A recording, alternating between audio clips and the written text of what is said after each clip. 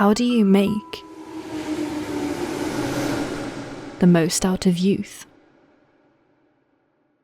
Hirogaru panorama, watashi no seishun mitsuketa. One of the last lines sung during A Place Further Than the Universe's opening is a meticulous statement phrased so simply to describe a memorable adventure. For many, it's easier to experience a sense of second-hand excitement through the eyes of another than your own. To watch YouTubers travel the globe, view blockbuster films set within grand landscapes, seeing friends post achievements on their social media. Taking risks and trying something new is the ultimate challenge for many. To be your own worst enemy and hold yourself back from risks that could be life-changing. Whilst others flourish towards their dreams, you stumble, thinking of every way that risk could backfire, go wrong, or your efforts achieving nothing. Mari Tamaki echoes those thoughts, those predicaments that shadow us with every curiosity and interest of risk. やったことないこと始めて、うまくいかなかったらどうしようって。Nerves and anxiety caused through the unknown are hauntingly persistent. And yet, this show, a simple show of 4 girls taking the chance of travelling to Antarctica, slightly melted away at the walls I'd built around myself, and many other viewers. The show's genuine display of overcoming those anxieties, taking the first step, a leap of faith into a desire you've always wanted to accomplish, is bittersweet in its delivery. Watching all of the girls have the determination and resolve in taking a risk is inspiring in its own way, for some risks come with judgment, unsupportive friends and family, a world of norms that oppose your own. A Place Further Than the Universe crumbles those obstacles, showing the girls walking in the directions others don't, and challenging the unexpected. A Place Further Than the Universe flaunts the experience of travelling, not just through these stunning visuals that transpire across each location, but the thrills of the preparation, the exhilaration of the small things, from the planning, packing, anxiety-inducing airports, the new experiences of a foreign land, even the airplane food.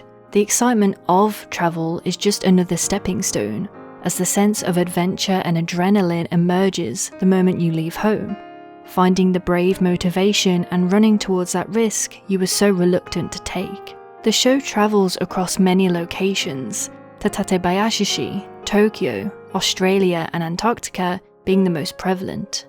Through seeing these locations of different cultures and lands, do you feel that understanding of the word sonda, to give conscious thought about strangers around the world, realizing that people are living their own lives just as complex as yours, living their own youths whilst you confront yours. And each location has their own colour palette, a distinct visual presentation that separates them apart from another. From the busy nightlife in Australia and Tokyo, so filled with tourists and locals performing mundane tasks, enjoying conversations with friends and drinking the night away, compared to the white, blanketed landscape of Antarctica, so quiet and untouched, and its oxymoronic loudness brought upon by its serenity and stillness. We see through the girls' perspective, finding quaint beauty in the natural wonders that Earth exhibits, creating continuous beats of atmospheric awe, to experience the contrasting ways of living in other parts of the world, the different wonders that stimulate your senses, but to average locals are but a continual spectacle event. It's during the exploration within the vessel of their journey, inside the majestic ship Shirase, do we collect the meticulous detailing researched by director Atsuko Ishizuka and her team, a breath of fresh air from the busy spectacle of urban landscapes. The Shirase is not just a ship, but a symbol of togetherness. Atsuko Ishizuka purposely interviewed many other travellers to try and envision that closeness, that camaraderie the Shirase naturally forces upon its passengers. And that's the supplementary element that transpires across the main character's expedition, not just experiencing spectacle after spectacle, but forming unforgettable bonds and becoming a family. Jukki Hanada's capability of writing earnest character dialogue and his portrayal of realistic female dynamics verbally communicates the phrase, home is where the heart is. Despite Antarctica playing a vital role as the scenic MacGuffin of the narrative, it's the developed connections between all 4 girls that remains as the iconic centerpiece of each environment. The heartwarming dynamics between Kimari, Hinata, Shirase and Yuzuki would have been unchanged no matter the setting.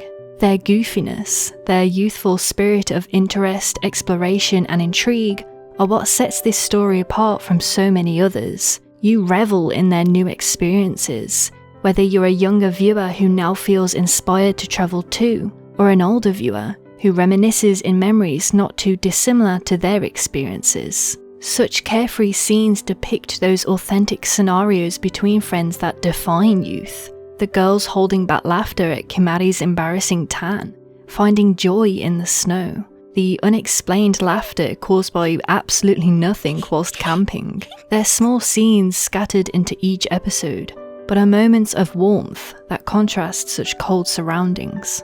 But their friendships strengthen beyond the familiarity and comfort of being goofy together. It also comes with the shared motivation and care they give, reaching out to another when one is suffering or at a loss, going through thick and thin as they battle against Antarctica's demanding climate, being there not only as encouragement, but a supportive companion, understanding each other's boundaries, when to extend their kindness and when to hold back and give much needed space.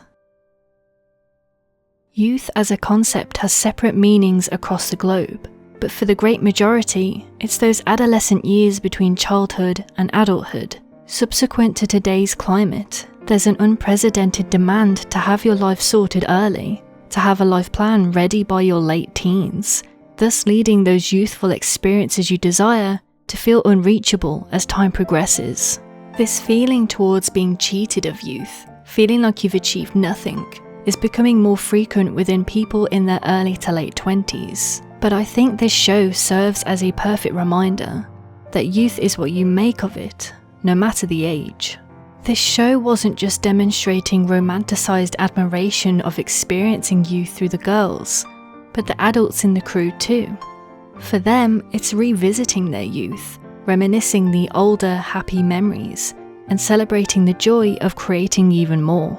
Much like Gin and her team, that youthful desire can stay strong throughout an entire lifetime.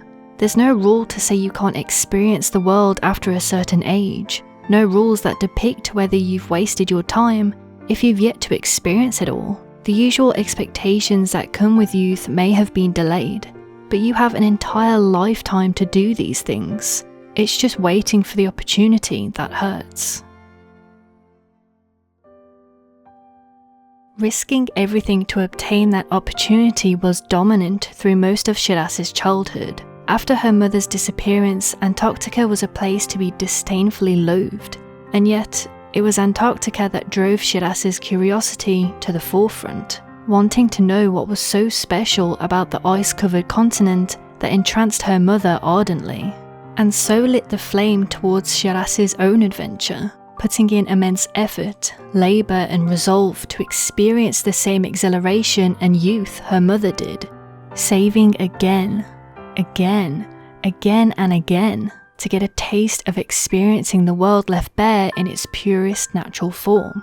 The biggest lesson Shirase learnt, however, was that her mother didn't travel for just the scenery, not just for the beautiful landscapes, the peaceful stillness of the land, or the crystal clear night skies. It was to experience all of that, but with others alongside her, to share that enjoyment with her friends, to laugh, mess around and run towards each opportunity she seeks.